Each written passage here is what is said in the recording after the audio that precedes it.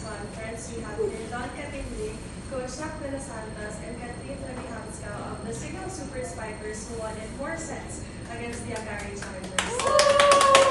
Coach, congratulations on this win. A good start to the second round for Signal. Siguro, paano nyo lang din na-regain yung momentum ulit after dropping that set against Akari?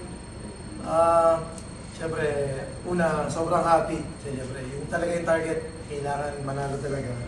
And, puro nagbunga lang ng maganda yung lahat ng effort and then pinaghirapan din namin sa training.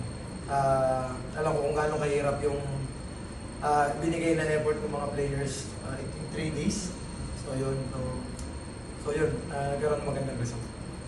Thank you, Coach. And best player of the game, KD with 24 points. More. What was the mindset of you personally heading into this match, knowing that in the second round, all wins are really important? Well,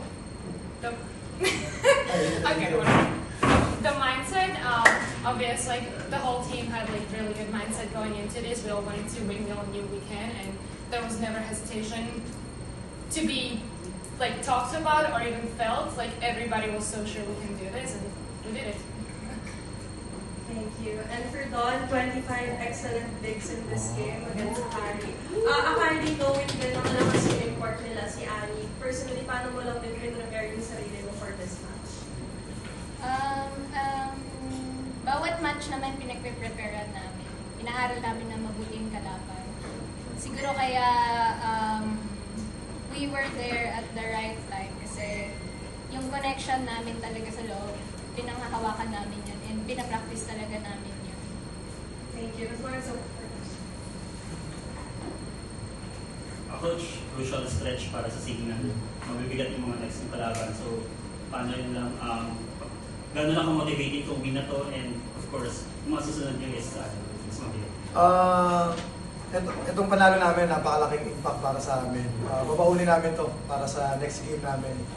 For Zeus, wala pang talo, but naniniwala kasi kami sa team namin na kapag naglaro lang sila ng maayos, kakayanin namin yung game. So, ayun lang.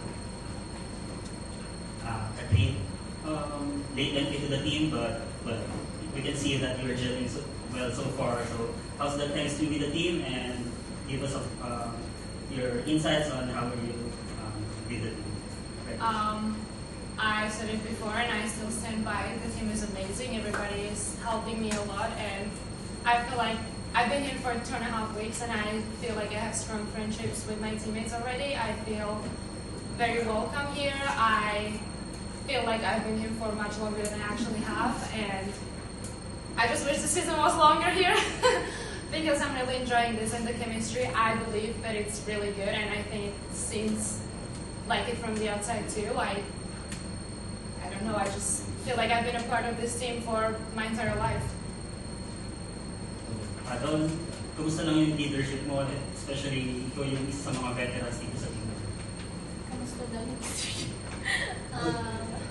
siguro tinatry ko lang yung best ko, kung ano yung kaya ko ibigay sa team, and syempre yung team naman din, ginaguide din ako kasi it's always a team effort.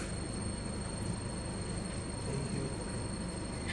Coach, next game nyo nga will be against Zeus Coffee. As of now, unbeaten pa rin sila. So, paano lang makakatulong tong game na to na rin na?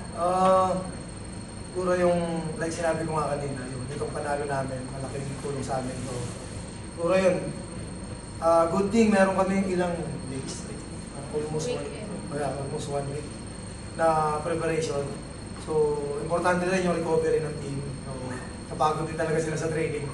Pinagod ko talaga sila, kailangan para manalo kami.